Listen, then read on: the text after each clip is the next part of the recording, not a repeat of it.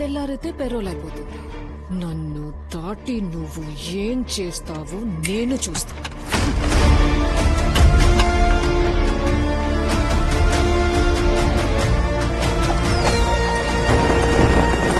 ఊరేగింపైన వెంటనే మళ్ళీ ఇక్కడికి వచ్చేస్తాను. అంతవరకు తిలక్ గడప దాటకూడదు.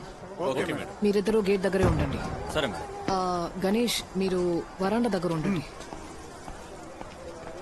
రత్నం, మీరు బ్యాక్ సైడ్ ఉండండి. మేడం, నన్ను ఇంట్లో అలర్ట్ గా ఉండమంటారా మేడం? నువ్వు అలర్ట్ గా ఉండి చించింది చాలు. ఓ నెల రోజుల వరకు నాకు కంట పడుకో. నేనే శ్రీశైలం వెళ్ళడానికి 4 రోజులు లీవ్ అడుగుదాం అనుకున్నా. వచ్చేటప్పుడు ప్రసాదం తెస్తాను madam. Confirm madam. Leave letter WhatsApp చేస్తాను. అబ్దుల్ సార్, బెటాలియన్స్ అలర్ట్ గా ఉండమను. Okay sir. కాల్ వస్తే రోప్ తీసుకొచ్చి. Okay sir. A Kumar sir, అన్ని రోడ్స్ బ్లాక్ చేశారని చెక్ చేసుకో. సార్, రథం ఎక్కి ఊరేగడానికి వచ్చావా? కాదు సార్, మాణిక్యం దాము కేసు విషయంగా వచ్చాను. ఆ కేసు జోలికి వెళ్ళొద్దు అన్నాను. సార్, ఇప్పుడు మీరు ఇక్కడ ఉండడం మీకు సేఫ్ కాదు. ఏంటి? మాణిక్యం దాముల తర్వాత కిల్లర్ నెక్స్ట్ టార్గెట్ మీరే.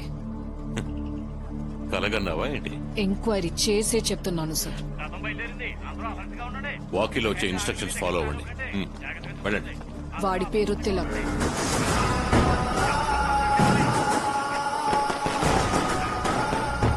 పేరేంటన్నా? Ambulance driver Tilak Varma. 14 years back వాడి పెళ్లాన్ని చంపిన కేసులో మాణిక్యం, దాము, మీరు విడుదలయ్యాడా? పెరోల్లో వచ్చాడు.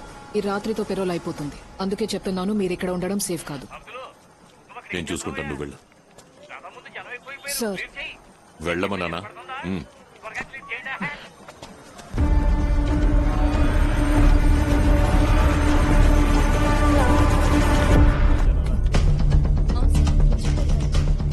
అందరూ కొంచెం అలర్ట్ గా ఉండండి. సార్ నమస్తే సార్. ఎక్కడున్నావు? ఇక్కడ ఒక పెరోల్ ఖైదీకి షాడోకి వచ్చాను. తిలక్క? అవును సార్. నీ దగ్గర గన్నుందా? ఉంది సార్. నేను చెప్పేది బాగా విను. రథం బయలుదేరింది.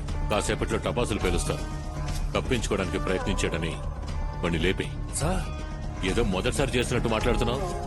లేపే. నువ్వు మనోడివి, ఎన్నాళ్ళకి ఎస్ఐగానే ఉంటావు. సార్ మీరు చెప్తే సరే సార్, కానీ మన ఊళ్ళో 4 నాతో పాటు ఉన్నారు సార్. నేను చెప్పానని రథం బందోబస్తుకు పంపించు. ఏ వెంకట్, ఏంటి రండయ్యా. డిఎస్పీ ఫోన్ చేసి అరుస్తున్నారయ్యా. అక్కడ రథానికి ఫోర్స్ సరిపోలేదట. ఇక్కడ ఒక పెరోల్ ఖైదీకి 4 షాడోలు అని చివాట్లు పెడుతున్నారు. ఇది ముఖ్యమే కదా. ఇవన్నీ ఆయనతో చెప్పగలమా? నువ్వు వీళ్ళని తీసుకుని బయలుదేరు. మరి ఇక్కడ ఎవరు ఉంటారయ్యా? నేనున్నానుగా, గన్నుంది, చూసుకుంటాను.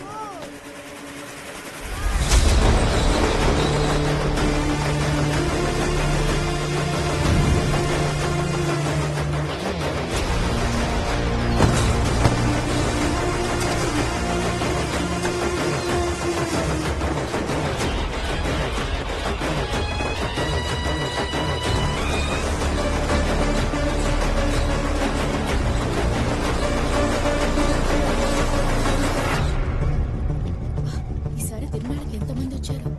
పోయినసారి కన్నా చాలా ఎక్కువ. నేను మాటలు అవి పని చూడండి. Sorry madam.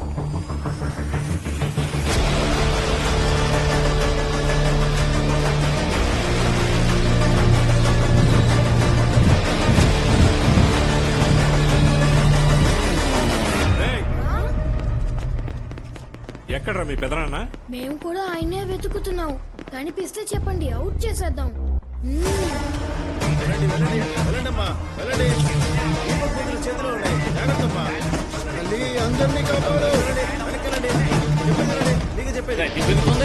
చూడకండి, సన్నాసులు అడుగుతుంటే పొద్దు చెప్పరండి.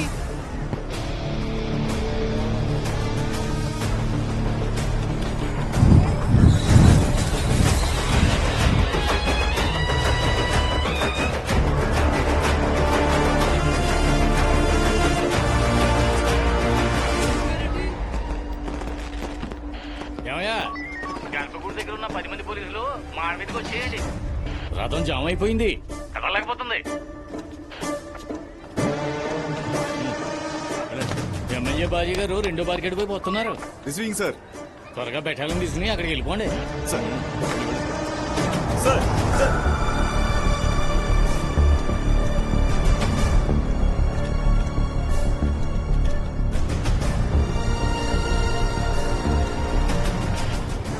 అందరూ డిఎస్పీ చుట్టూనే ఉంటారా? కపి సార్. బయలుదేరండి హే. అలాగేనండి సార్.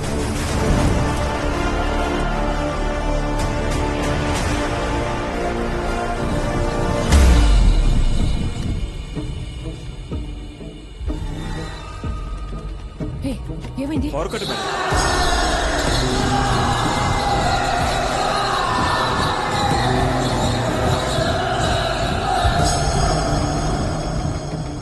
ఎగ్జాక్ట్ గా ఎక్కడ పవర్ కట్ అయిందో చూడండి.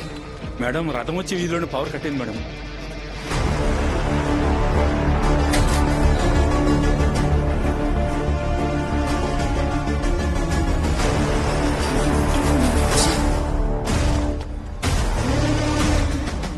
ఎక్కడ చచ్చాడు ఏయ్, ఏమైంది? సార్? దాగుడు మూతలు ఆడుతున్నాడు సార్. సిగ్గు లేకపోతే సార్ ఫోన్ పెట్టి.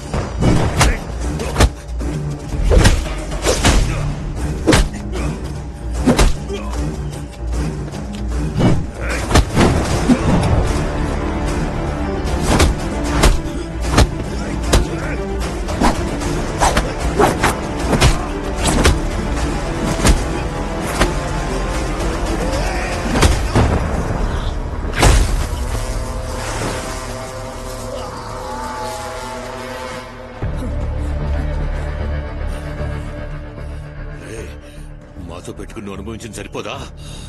దీనికోసం నువ్వు జీవితాంతం బాధపడతావు. జీవితము ఇక నాకు ఎక్కడ ఉందిరా జీవితం?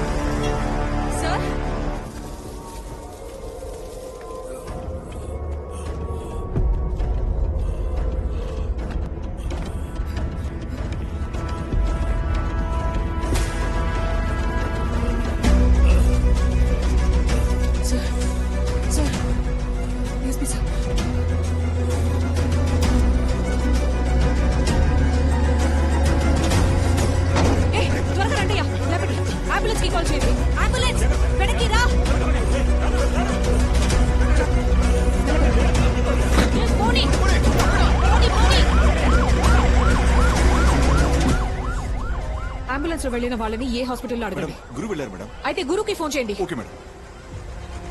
ఆయన రథంతో వస్తున్నారు.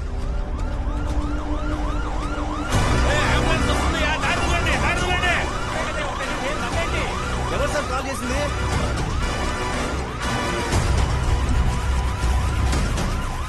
వాడు అంబులెన్స్ డ్రైవరే.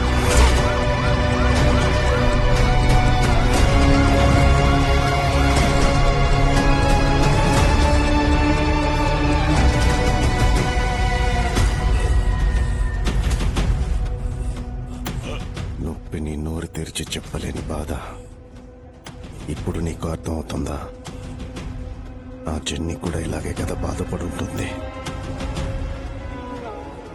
తను అనుభవించిన నొప్పిని నువ్వు అనుభవించావు.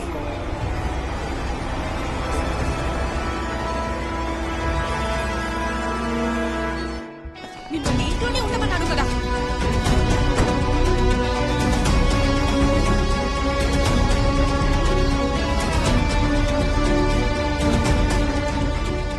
మనం ఎలాగైనా మామయ్యని కనిపెట్టాలరా.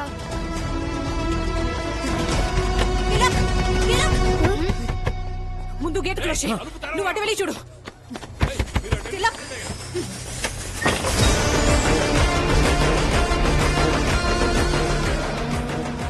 ఏమైంది మేడం? లోపలికి ఎలా వచ్చావు? నేను లోపలే మేడం, దాక్కుని ఉన్నాను. దాక్కున్నావా? ఆ, సార్ కూడా చూశారు కదా. అవును మేడం, దాగుడు మూతలు ఆడారు. నేను వెతికాను. ఇక్కడే ఉన్నారు. వీళ్ళు కనిపెట్టేశారు.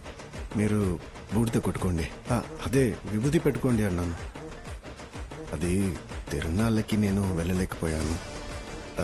ఇంటి చుట్టూ పోలీసులు ఉన్నారు. అందుకే మేడం ఇంట్లోనే స్నానం చేసి పూజ చేసుకున్నాను.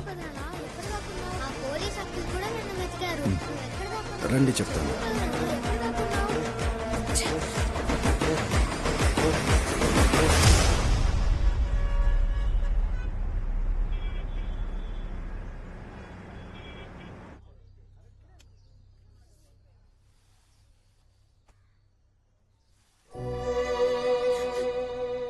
మాలాని చూసుకో.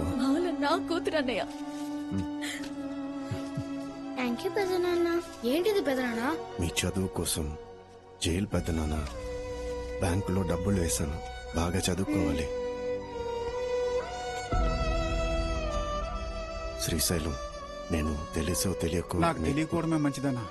ఈ యూనిఫామ్ నీకైనా ఉపయోగపడింది అనుకుంటాను. మమ్మీ రేపటి నుంచి భోజనం స్టేషన్కే పంపించే. మరే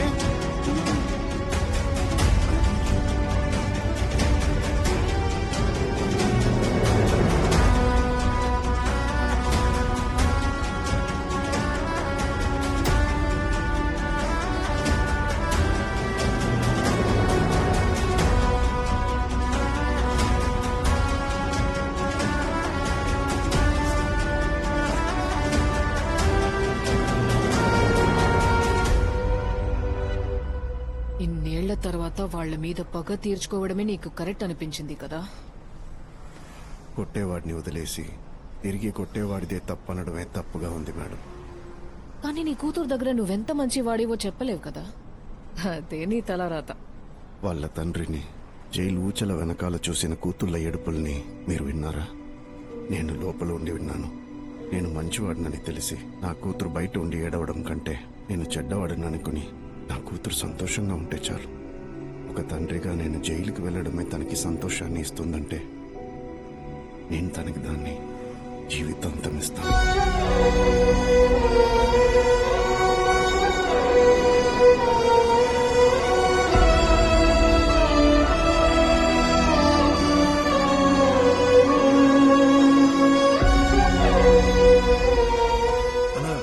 చూడడానికి ఎవరో వచ్చారన్నా? నేనెవరిని కలవను తమ్ముడు. పేరు నందిని అంట. సింహాచలం ఇన్స్పెక్టర్ అని చెప్పారు.